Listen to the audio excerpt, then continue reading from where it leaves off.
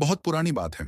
रमेश नामक एक किशोर अपने माता पिता और दादा दादी के साथ एक छोटे से पहाड़ी गांव में रहता था। रमेश बहुत शरारती था और हमेशा कुछ न कुछ हरकतें करता रहता था, जिससे गांव में कई बार छोटी बड़ी समस्याएं पैदा हो जाती थीं। एक दिन रमेश जंगल में घूमने गया। वह बेतहाशा इधर उधर दौड़ते हुए एक जगह पर रुका और उसने देखा कि जमीन पर बांस की बनी हुई एक पुरानी टोकरी पड़ी हुई थी। रमेश ने उस टोकरी को देखा और उसे गेंद की तरह लात मारने लगा। वह टोकरी कुछ अजीब सी लग रही थी और रमेश के मन में यह जानने की उत्सुकता जगी कि यह टोकरी इतनी खास क्यों है। जैसे ही रमेश ने टोकरी पर पैर रखा, वह टोकरी अचानक हवा में उड़ने लगी।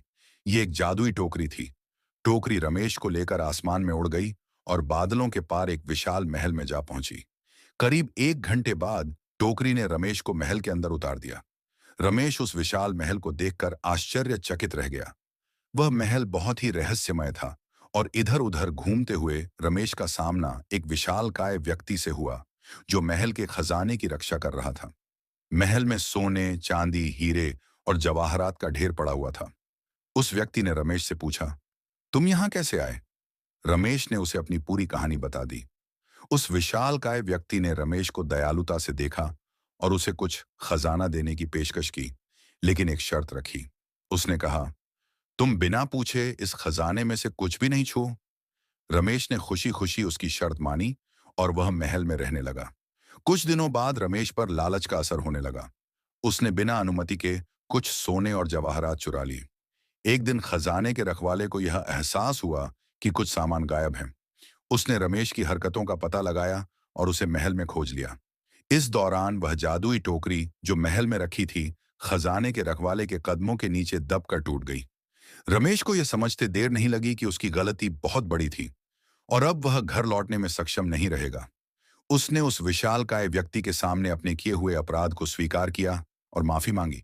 उसने चुराए गए सारे सामान को वापस किया और वादा किया कि अब वह कभी भी बिना पूछे कुछ नहीं उठाएगा और कभी चोरी नहीं करेगा। इस घटना के बाद रमेश पूरी तरह से बदल चुका था। उसने अपनी ईमानदारी और सत्यनिष्ठा से महल में खजाने की देखभाल शुरू कर दी। वह यह समझ चुका था कि लालच कभी भी किसी को खुश नहीं करता और यह इंसान को केवल दुख ही देता है। रमेश की बदलती हुई आदतों और ईमानदारी को देखकर खजाने के रक्षक को उस पर दया आ गई। उसने फिर से एक जादुई टोकरी बनाई, जिस पर सवार होकर रमेश अपने गांव लौट सकता था। रमेश ने उस जादुई टोकरी पर बैठकर अपने गांव की ओर उड़ान भरी। खजाने के रक्षक ने उसे कुछ हीरे और जवाहरात भी दिए। रमेश जब अपने गांव वापस पहुंचा, तो उसने उन कीमती रत्नों में से कुछ अपने गांव वालों में बांट दिए। इस प्रकार रमेश ने अपनी जीवन की सबसे बड़ी शिक्षा सीखी कि लालच से दूर रहकर ईमानदारी और सत्यनिष्ठा से जीने से ही असली सुख मिलता है। वह अब एक जिम्मेदार और परिपक्व व्यक्ति बन चुका था, जो न केवल अपने लिए बल्कि दूसरों के लिए भी अच्छे काम करता था। एक शहर में एक बहुत बड़ा मकान था।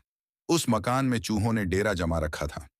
जब भी मौका मिलता, वे अपने अपने बिलों से निकलते और कभी खाने की चीजों पर अपना हाथ साफ करते, तो कभी घर की अन्य चीजें कुतर देते। उनका जीवन बड़े मजे से बीत रहा था। इधर मकान मालिक चूहों से तंग आ चुका था, इसीलिए वह एक बड्ढी सी बिल्ली ले आया। अब वह बिल्ली उसी घर में रहने लगी। बिल्ली के आने से चूहों का जीना हराम हो गया। जो भी चूहा बिल से निकलता, वह उसे चट कर जाती। चूहों का बिलों से निकलना मुहाल हो गया।